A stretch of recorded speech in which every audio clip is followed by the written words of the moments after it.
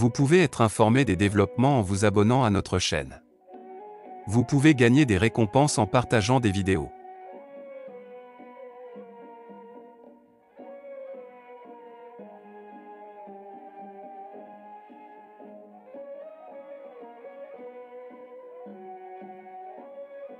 La deuxième partie qui comprend le deuxième traité, İkinci Risale olan ikinci kısım, sur le noble Ramadan, Ramazan-ı Şerife derdir. Cette deuxième partie présentera quelques sagesses que recèle le noble Ramadan, lequel constitue l'une des plus brillantes et des plus magnifiques marques et pratiques de l'islam, succinctement discutées à la fin de la première partie de cette lettre. Birinci kısmın ahirinde şair-i İslamiye'den bir nebze bahsedildiğinden, şairin içinde en parlak ve muhteşem olan Ramazan-ı Şerif'e dair olan bu ikinci kısımda bir kısım hikmetleri zikredilecektir. Dans cette deuxième partie, 9 des mantes sagesses derrière le jeûne durant le noble Ramadan seront exposées en 9 points subtils. Bu ikinci kısım, Ramazan-ı Şerif'in pek çok hikmetlerinden 9 hikmeti beyan eden 9 nüktedir. Bismillahirrahmanirrahim. Şehru Ramazanellezî unzile fîhil Kur'an, huden linnâsi ve beyinâtin minel huda vel furqan. Premier point subtil. Birinci nükte. Le jeûne durant le noble mois de Ramadan est parmi les premiers des 5 piliers de l'islam. Il constitue aussi l'une des plus sublimes marques de l'islam. Ramazan-ı Şerif'teki savım, İslamiyet'in erkan-ı hamsesinin birincilerindendir. Hem şairi İslamiye'nin azamlarındandır. Beaucoup de sagesse derrière le jeûne durant le noble Ramadan. İşte Ramazan-ı Şerif'teki orucun çok hikmetleri se rapportent à la Seigneurie de Dieu, hem Cenab-ı Hakk'ın rububiyetine, à la vie sociale et la vie personnelle de l'homme, hem insanın hayatı içtimaiyesine, hem hayatı şahsiyesine, à l'éducation de son ego malveillant, nefs, et à la gratitude envers Dieu pour ses faveurs divines. Hem nefsin terbiyesine, hem niyam-ı ilahiyenin şükrüne bakar hikmetleri var. Voici une des nombreuses sagesses derrière le jeûne se rapportant à la Seigneurie de Dieu Tout-Puissant. Cenab-ı Hakk'ın rububiyeti noktasında orucun çok hikmetlerinden bir hikmeti şudur ki, enjurant la surface de la terre sous forme d'une table servie, Cenab-ı Hak zemin yüzünü bir sofrayı nimet suretinde halk ettiği, et en y disposant toutes sortes de grâces inopinemment, min haythu la yahtesib, ve bütün enva nimeti o sofrada. Min haythu la yahtesib. Bir tarzda o sofraya dizdiği cihetle, Dieu exprime la perfection de sa seigneurie, de sa toute miséricorde, et de sa très miséricorde. Kemal-i rububiyetini ve rahmaniyet ve rahimiyetini o vaziyetle ifade ediyor. Cependant, étant entouré de causes et enveloppé du voile de l'insouciance, l'homme n'arrive pas à voir clairement la vérité qu'exprime cet état de choses. Parfois, il l'oublie. İnsanlar gaflet perdesi altında ve esbab dairesinde o vaziyetin ifade ettiği hakikati tam göremiyor, bazen unutuyor. Or, pendant le noble Ramadan, les croyants deviennent instantanément comme une armée bien disciplinée.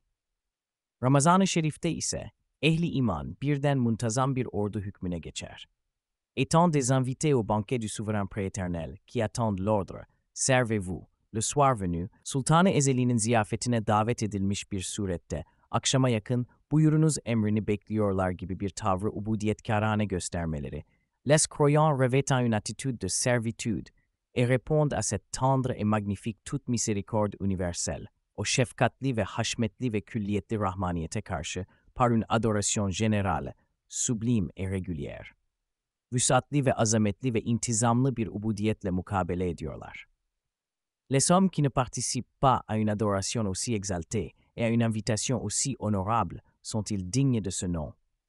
Acaba böyle ulvi ubudiyete ve şeref-i keramete iştirak etmeyen insanlar insan ismine layık mıdırlar? Deuxième point subtil. İkinci nükte. Voici une des nombreuses sagesses derrière le jeûne du Ramadan, béni se rapportant à la gratitude envers Dieu pour ses faveurs.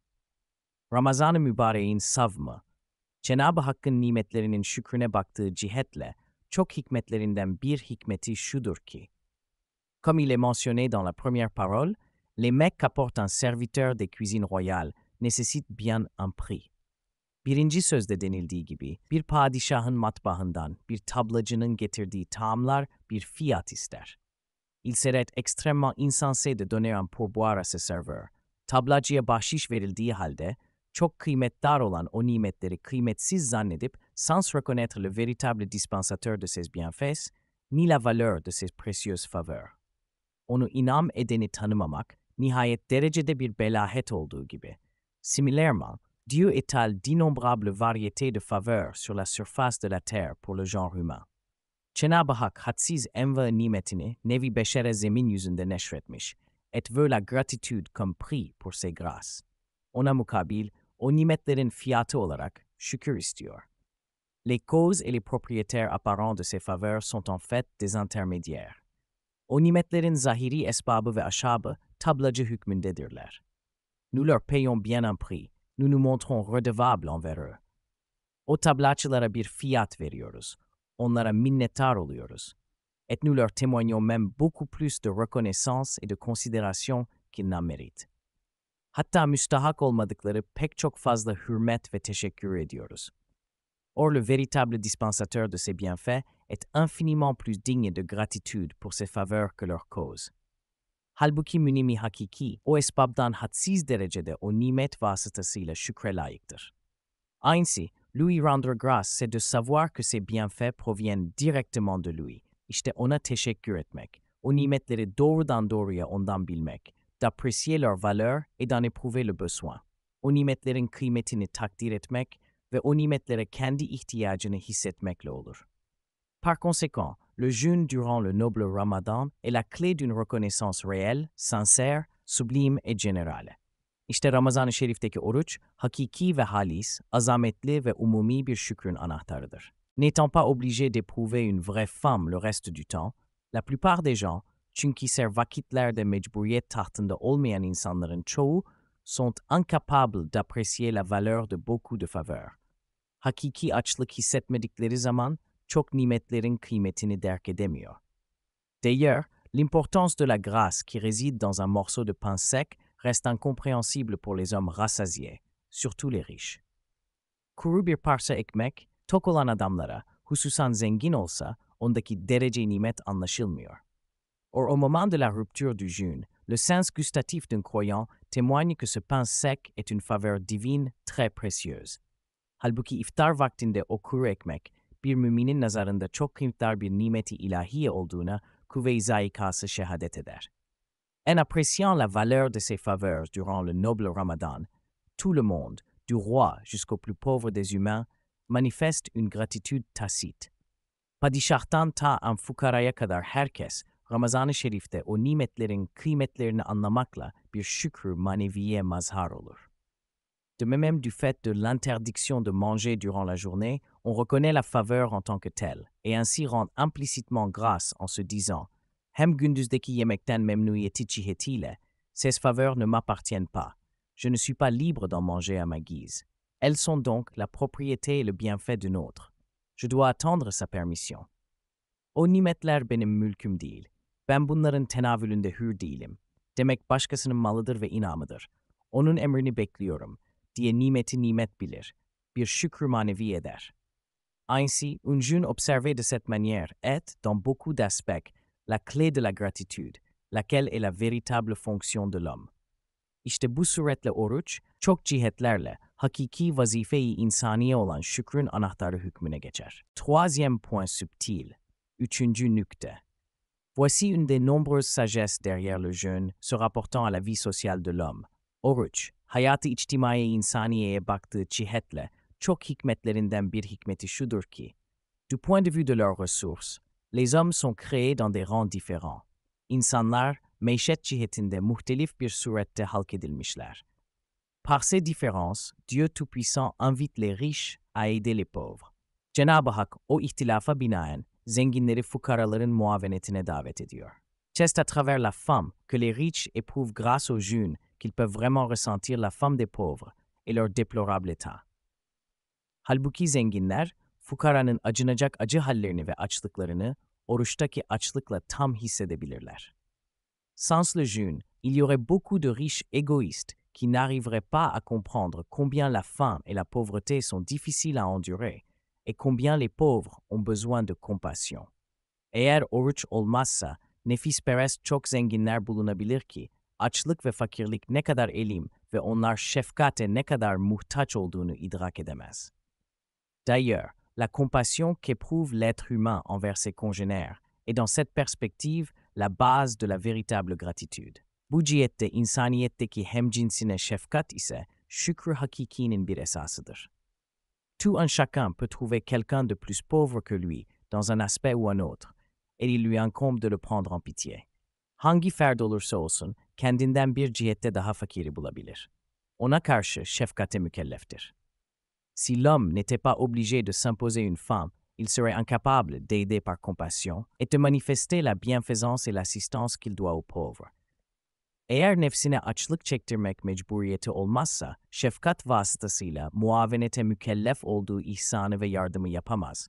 Et même s'il le faisait, il ne saurait le faire comme il se doit, car il n'éprouve pas réellement cet état en personne. Yapsa da tam olamaz. Çünkü hakiki o haleti kendi nefsinde hissetmiyor. Quatrième point subtil, dördüncü nükte. Voici une des nombreuses sagesses derrière le jeûne durant le noble Ramadan, se rapportant à l'éducation de l'ego malveillant. Ramazan-ı Şerif'teki oruç, nefsin terbiyesine baktığı cihetindeki çok hikmetlerinden bir hikmeti şudur ki, l'ego humain désire être libre et indépendant, et se considère comme tel. Nefis kendini hür ve serbest ister ve öyle telakki eder. Aussi, conformément à sa nature, il souhaite agir à sa guise et s'arroge même une seigneurie illusoire. Hatta mevhum bir rububiyet ve keyfe mayeşa hareketi fıtri olarak arzu eder. Il ne veut pas penser au fait qu'il est éduqué et met à l'épreuve à travers d'innombrables faveurs. Hadsiz nimetlerle terbiye olunduğunu düşünmek istemiyor. Surtout s'il possède fortune et pouvoir dans ce monde, et si l'insouciance vient s'y ajouter, hususan dünyada servet ve iktidarı da varsa, gaflet dahi yardım etmiş ise, alors il dévore les faveurs divines tel un animal, en s'en emparant à la manière d'un voleur. Bütün gasıbane, hırsızcasına nimeti ilahiyeyi hayvan gibi yutar. Pendant le noble Ramadan, l'ego de tout un chacun, du plus riche au plus pauvre, comprend, işte Ramazan-ı Şerif'te en zenginden en fakire kadar herkesin nefsi anlar ki, qu'il n'est pas un maître mais un sujet, qu'il n'est pas libre mais un serviteur.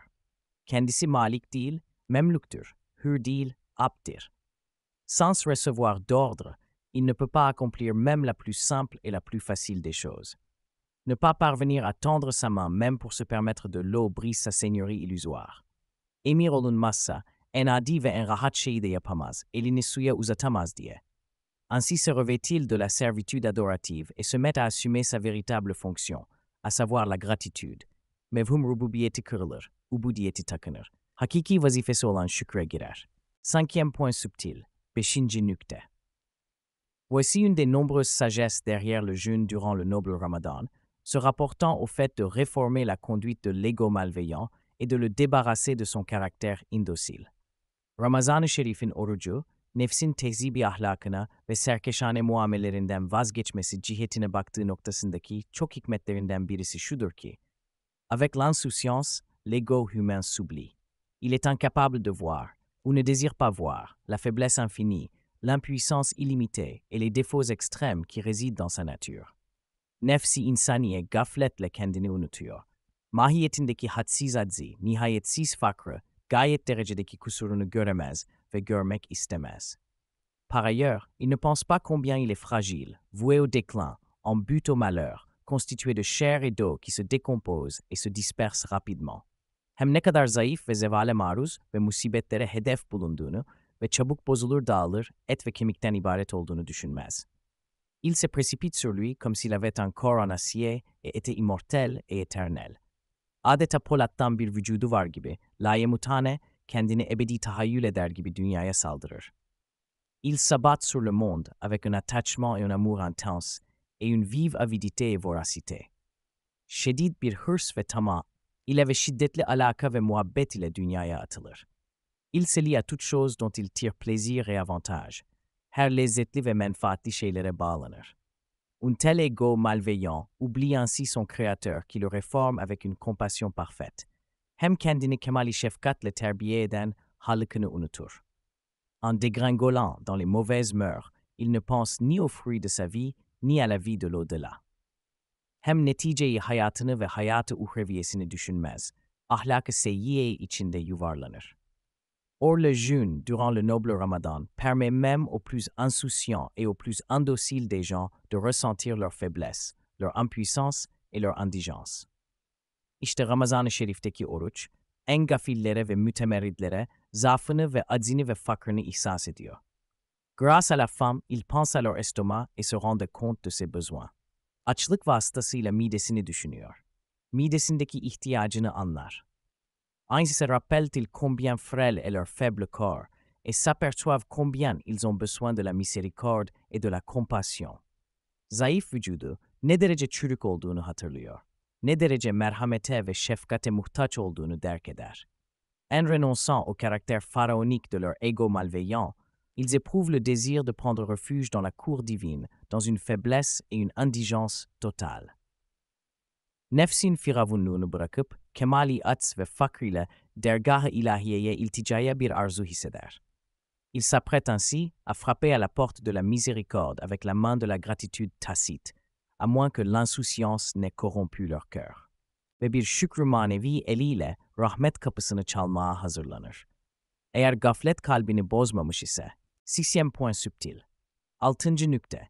L'une des nombreuses sagesses derrière le jeûne durant le noble Ramadan, se rapportant à la révélation du sage Coran, et au fait que ce mois représente le moment le plus important dans cette révélation, est comme suite. Ramazan-ı Şerif'in siyamı, Kur'an-ı Hakîm'in nüzulüne baktığı cihetle ve Ramazan-ı Şerif, Kur'an-ı Hakîm'in en mühim zamanı nüzulü olduğu cihetindeki çok hikmetlerinden birisi şudur ki, puisque le début de la révélation du sage Coran était au mois de Ramadan. Kur'an-ı Hakim, Madame Shehri Ramazan'da nüzul etmiş, s'abstenir de manger et de boire et se débarrasser des vains états et des vils désirs de l'ego malveillant durant le noble Ramadan, c'est de se revêtir d'un état angélique pour bien accueillir ce discours céleste en évoquant le moment de la révélation du Coran. O Kur'an'ın zamanı nüzulünü, istihzar ile o semavi hitabı hüsnü istikbal etmek için Ramazan-ı Şerif'te nefsin hacatı süfliyesinden ve malayaniyat halattan, tecerrüt ve ekl ve şürbün terkiyle melekiyet vaziyetine benzemek. L'iret écouter le Coran comme s'il venait, en sorte d'être révélé ve bir surette o Kur'an'ı yeni nazil oluyor gibi okumak ve dinlemek. Écouter le discours divin qu'il contient, comme si on l'écoutait au moment de sa révélation. Ve ondaki hitabat-ı ilahiyeyi güya geldiği anı nüzulünde dinlemek, l'écouter comme si on l'entendait du très noble messager, paix et bénédiction sur lui. Ve o hitabı Resul-i Ekrem'dan işitiyor gibi dinlemek, ou de l'ange Gabriel, ou plutôt de l'orateur prééternel, c'est d'être l'objet d'un saint état. Belki Hazreti Cebrail'den, belki mütekellim ezeliden dinliyor gibi bir kutsi halete mazhar olur. Le transmettre ensuite aux autres en lui servant d'interprète et les mener à l'écouter, c'est montrer, dans un sens, la sagesse derrière sa révélation.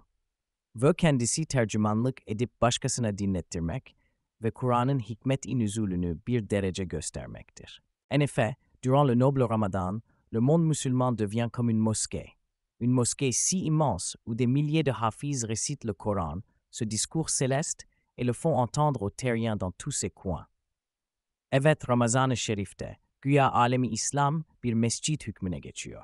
Öyle bir mescid ki, milyonlarla hafızlar, o Mescid-i Ekber'in kuşelerinde o Kur'an'ı, o hitab-ı semaviyi arzlılara işittiriyorlar. Chaque Ramadan manifeste, d'une éblouissante et radieuse manière, le verset Shahru Ramadan, alladhi unzila fihi al-Qur'an. Ainsi prouve-t-il être le mois du Coran. Her Ramazan, Shahru Ramadan, alladhi unzila fihi al-Qur'an, ayetini, nurani parlak bir tarzda gösteriyor. Ramazan, Kur'an ayı olduğunu ispat ediyor. Alors que certains des membres de cette assemblée sublime écoutent avec humilité ces hafiz, d'autres le lisent eux-mêmes. O cemaati uzmanın sair efratları, bazıları huşu ile o hafızları dinlerler. Diğerleri kendi kendine okurlar. Tout comme pour suivre les vils penchants de l'ego malveillant dans une telle mosquée sacrée. Şöyle bir vaziyetteki bir mescid-i mukaddeste, nefsi süfliğinin hevesatına tabi olup, et sortir de cet état lumineux, en mangeant et en buvant, et hideux yemek içmekle, o vaziyeti nuraniden çıkmak ne kadar çirkin ise, et attire l'aversion tacite de l'assemblée de cette petite mosquée. ve o mescitteki cemaatin manevi nefretine ne kadar hedef ise, s'opposer aux gens qui jeûnent durant le noble Ramadan aussi attire tout autant la répugnance et le mépris implicite de tout ce monde musulman. Öyle de Ramazan-ı Şerif'te ehli siyama muhalefet edenler de o derece o alemi İslam'ın manevi nefretine ve tahkirine hedeftir. Septième point subtil. 7. nükte. Voici l'une des nombreuses sagesses derrière le jeûne du Ramadan, liées au gain spirituel de l'homme qui est venu au monde en vue de faire un commerce supraterrestre et de semer des récoltes pour l'au-delà. Ramazan'ın siyamı, dünyada ahiret için ziraat ve ticaret etmeye gelen Nevi, insanın kazancına baktığı cihetteki çok hikmetlerinden bir hikmeti şudur ki, chaque bonne œuvre accomplie pendant le noble Ramadan rapporte 1000 récompenses. Ramazan-ı Şerif'te sevabı amal 1000'dir. Selon le sens d'un hadith, 10 mérites sont normalement accordés pour chaque lettre du sage Coran. Chacune est comme 10 bonnes actions et rapporte 10 fruits du paradis. Kur'an Hakim'in Nas-ı hadis ile her bir harfinin 10 sevabı var. 10 hasene sayılır, 10 meyveyi cennet getirir. Cependant, durant le mois de Ramadan, chaque lettre rapporte non seulement 10, mais 1000 mérites. Chaque lettre des versets, comme le verset du trône Ayat Kursi, rapporte des milliers de mérites, et beaucoup plus encore durant les vendredis du noble Ramadan. Ramazan-ı Şerif'te her bir harfin, 10 değil 1000 ve Ayetül Kürsi gibi ayetlerin her bir harfi binler ve Ramazan-ı Şerif'in cumalarında daha ziyadedir. Durant la nuit du destin, chaque lettre rapporte 30 000 mérites. Ve Leyle-i Kadir'de 30.000 hasene sayılır. En effet, le sage Coran, dont chaque lettre rapporte 30 000 fruits éternels, devient un tel arbre tout bas lumineux, tant et si bien qu'il fait gagner aux croyants des fruits éternels par millions pendant ce noble mois. Evet, her bir harfi 30.000 baki meyveler veren Kur'an-ı Hakim, öyle bir nurani, şecere-i tuba hükmüne geçiyor ki, milyonlarla o baki meyveleri Ramazan-ı Şerif'te müminlere kazandırır. Viens donc et regarde ce commerce sacré, avantageux et éternel. Considère-le et pense-y bien pour constater. İşte gel, bu kutsi, ebedi, karlı ticarete bak, seyret ve düşün ki, quelle perte incommensurable subissent ceux qui n'apprécient pas la valeur de ces lettres. Bu hurufatın kıymetini takdir etmeyenler ne derece hadsiz bir hasarette olduğunu anla. Le noble Ramadan est donc comme une foire et un marché très lucratif pour le commerce de l'au-delà, est une terre très fertile pour les produits supraterrestres. İşte Ramazan-ı Şerif adeta bir ahiret ticareti için gayet karlı bir meşer, bir pazardır. Il est comme le mois d'avril au printemps pour le développement et l'épanouissement des bonnes actions ve uhrevi hasılat için gayet münbit bir zemindir.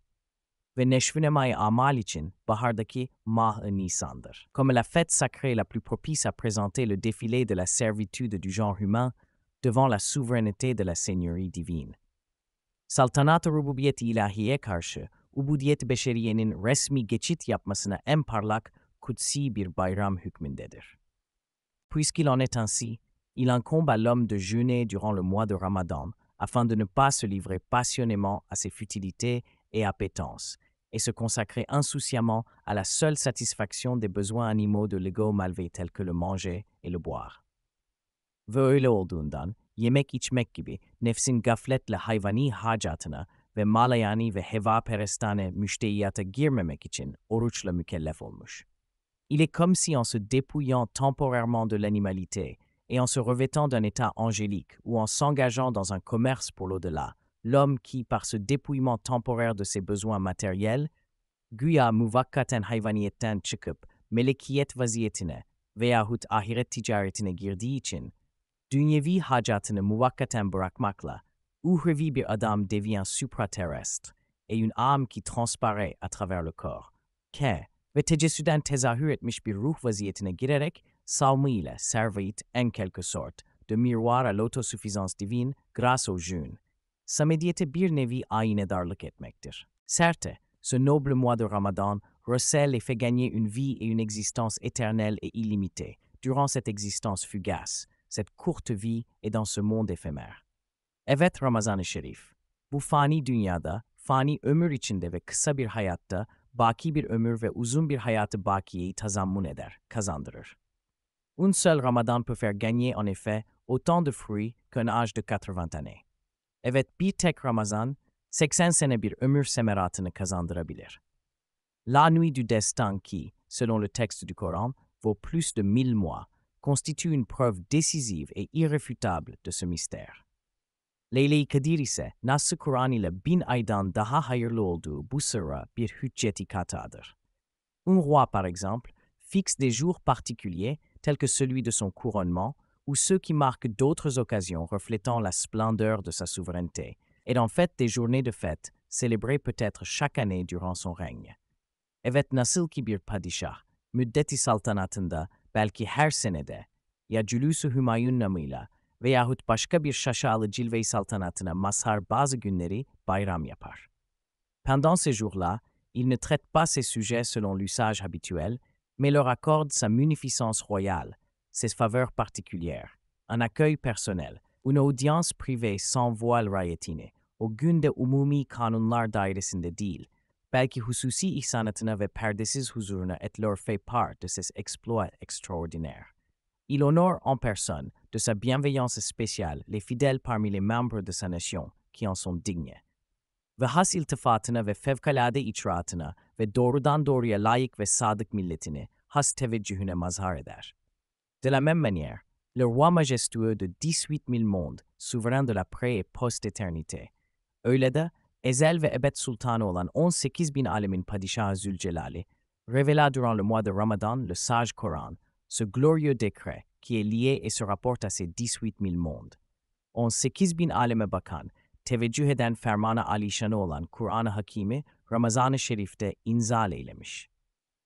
C'est pour cette raison que la sagesse requiert que le Ramadan soit une fête divine spéciale, une exposition seigneuriale et une assemblée spirituelle.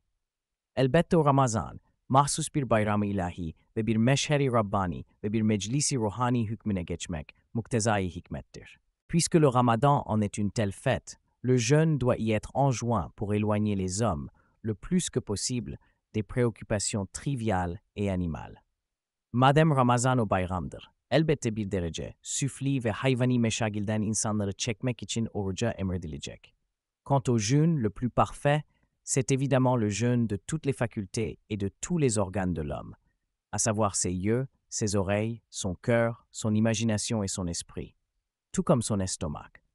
Ve orucun ekmeli ise mide gibi bütün duyguları, gözü, kulağı, kalbi, hayali, fikri gibi cihazat-ı insaniyeye dahi bir nevi oruç tutturmaktır. C'est de les éloigner de tout ce qui est illicite et futile et de diriger chacun d'eux vers sa propre adoration. Yani muharremattan, malayaniyattan çekmek ve her birisine mahsus ubudiyete sevk etmektir. Faire jeûner les yeux, c'est de les empêcher, par exemple, de regarder les personnes qui lui sont légalement étrangères. Mesela, dilini yalandan, gıybetten ve galis tabirlerden ayırmakla ona oruç tutturmak. C'est donc d'employer les yeux à extraire des enseignements de ce qu'ils voient et les oreilles à écouter la vérité et le Coran. Ve o lisanı, tilaveti Kur'an ve zikir ve tesbih ve salavat ve istiğfar gibi şeylerle meşgul etmek. Par exemple, faire jeûner les oreilles, c'est de les empêcher d'écouter tout ce qui messied. Mesela, gözünü namahreme bakmaktan ve kulağını fena şeyleri işitmekten men edip, on peut faire jeûner le reste des organes de la même manière. Gözünü ibrete ve kulağını hak söz ve Kur'an dinlemeye sarf etmek gibi sair cihazata da bir nevi oruç tutturmaktır. D'ailleurs, puisque l'estomac est la plus grande usine du corps, si on lui accorde un repos grâce au jeûne, on peut le faire suivre facilement par les autres petits ateliers, organes. Zaten mide en büyük bir fabrika olduğu için, oruç ile ona tatili eşgal ettirilse, başka küçük tezgahlar kolayca ona ittiba ettirilebilir. Huitième point subtil, 8. nükte. Voici une des nombreuses sagesses derrière le jeûne durant le noble Ramadan, se rapportant à la vie personnelle de l'homme. Ramazan-ı Şerif, insanın hayatı şahsiyesine baktığı cihetindeki çok hikmetlerinden bir hikmeti şudur ki, le jeûne est un genre de remède très efficace, un régime alimentaire et spirituel et une diète médicale. İnsana en mühim bir ilaç nevinden maddi ve manevi bir perhizdir ve tıbben bir hımyedir ki. L'ego malveillant de l'homme compromet sa santé physique en agissant à sa guise dans son boire et son manger. İnsanın nefsi, yemek içmek hususunda keyfe maişe hareket ettikçe hem şahsın maddi hayatına tıbben zarar verdiği gibi, tout comme il empoisonne sa vie spirituelle en dévorant toute chose au hasard, sans distinguer le licite de l'illicite. Hem helal haram demeyip rast gelen şeye saldırmak, adeta manevi hayatını da zehirler. Il devient alors pénible pour cet ego malveillant de se plier au cœur et à l'âme. Indompté, il prend les brides en main. Ainsi, l'homme ne peut plus maîtriser un tel ego. C'est plutôt celui-ci qui le maîtrise. Daha kalbe ve ruha itaat etmek, o nefse güç gelir. Serkeşane dizginini eline alır. Daha insan ona binemez, o insana biner.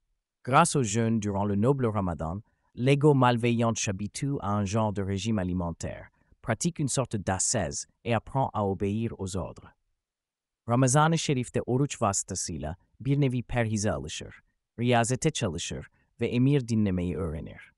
Il cesse d'attirer des maladies à son pauvre faible estomac par la consommation excessive de la nourriture, sans lui laisser le temps de compléter la digestion. Biçare zayıf mideye de, hazımdan evvel yemek üzerine doldurmak ile hastalıkları celbetmez. Être en mesure de s'abstenir du licite en obéissant à cet ordre de jeûner développe en lui la capacité d'obéir aux ordres de la loi divine et de la raison pour s'éloigner de l'illicite. Ainsi, l'ego essaie-t-il de ne pas compromettre sa vie spirituelle. Ve emir vasıtasıyla helali terk ettiği cihetle, haramdan çekinmek için akıl ve şeriattan gelen emri dinlemeye kabiliyet peyda eder. Hayat-ı maneviyeyi bozmamaya çalışır. En outre, la grande majorité des gens sont souvent exposés au tiraillement de la femme. Ils ont besoin d'une femme, d'ascèse, qui les aiderait à s'exercer à patienter et à résister. Hem insanın ekseriyeti mutlakası açlığa çok defa müptela olur. Sabır ve tahammül için bir idman veren açlık, riyazete muhtaçtır. Une femme qui dure 15 heures en moyenne, ou 24 si l'on ne prend pas le repas d'avant l'aube, pendant le jeûne du noble Ramadan est une endurance, une patience, une ascèse et un exercice spirituel. Ramazan-ı Şerif'teki oruç 15 saat, sahursuz ise 24 saat devam eden bir müddete açlığa sabır ve tahammül ve bir riyazettir ve bir idmandır. Donc le jeûne est aussi un remède pour le manque de patience et d'endurance qui double les souffrances de l'homme. Demek, beşerin musibetini ikileştiren sabırsızlığın ve tahammülsüzlüğün bir ilacı da oruçtur. Par ailleurs, cette usine qu'est l'estomac a beaucoup de serviteurs. De nombreux organes et facultés humaines lui sont liés. Hem o mide fabrikasının çok hademeleri var, hem onunla alakadar çok cihazatı insaniye var. Si l'ego malveillant n'arrête pas ses activités diurnes pendant un bref mois, il occupera et dominera les serviteurs de cette usine, ses facultés et organes, et leur fera oublier leurs propres actes d'adoration.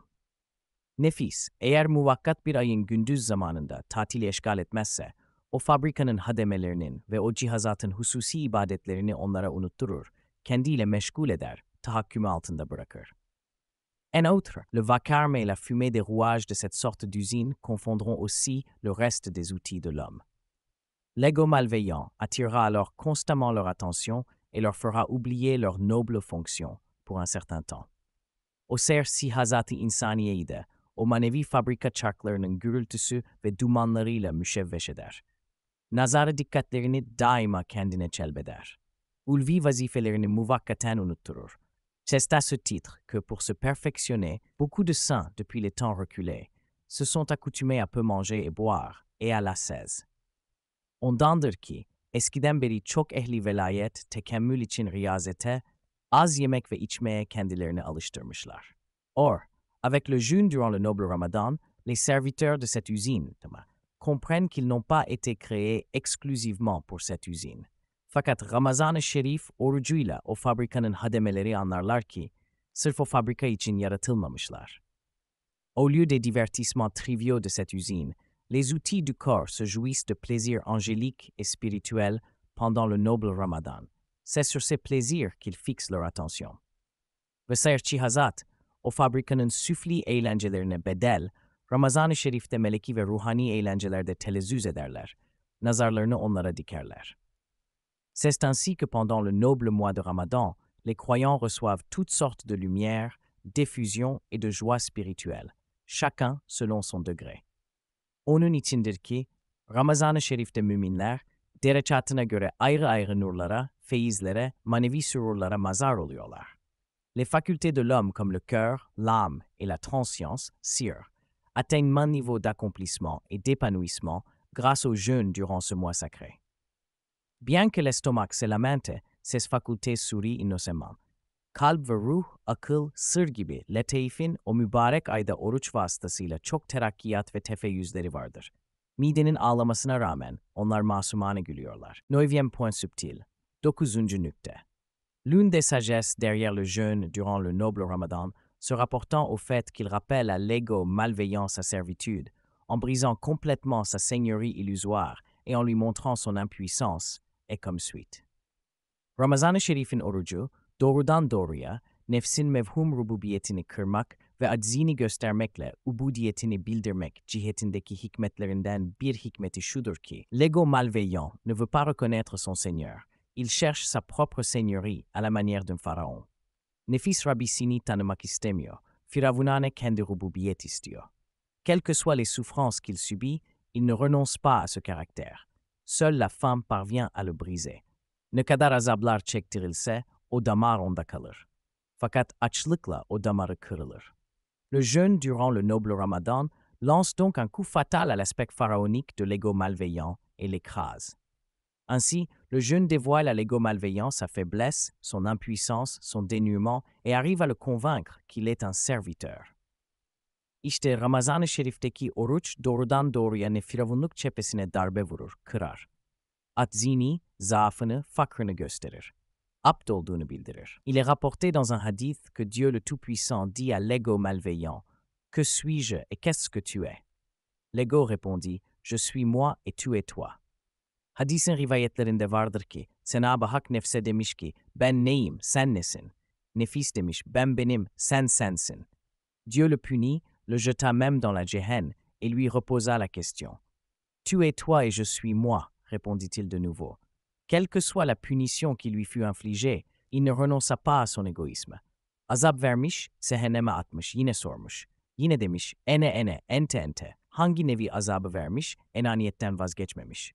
Puis Dieu le punit avec la faim et lui demanda après l'avoir affamé, « Qui suis-je et qu'est-ce que tu es ?» L'ego répondit alors, sonra açlık ile azap vermiş, yani aç bırakmış. Yine sormuş, men enevema ente. Nefis demiş, ente Rabbir Rahim, ve ana abdukel aciz. C'est-à-dire, tu es mon Seigneur, miséricordieux, et je suis ton serviteur impuissant. Ente Rabbir Rahim, ve ana abdukel aciz. Sen benim Rabbi Rahimimsin. Ben senin aciz bir Abdinim. اللهم صل وسلم على سيدنا محمد صلاة تكون لك رضاء ولحقه أداء بعدد ثواب قراءة حروف القرآن في شهر رمضان وعلى آله وصحبه وسلم. سبحان ربك رب العزة عما يصفون وسلام على المرسلين والحمد لله رب العالمين. آمين.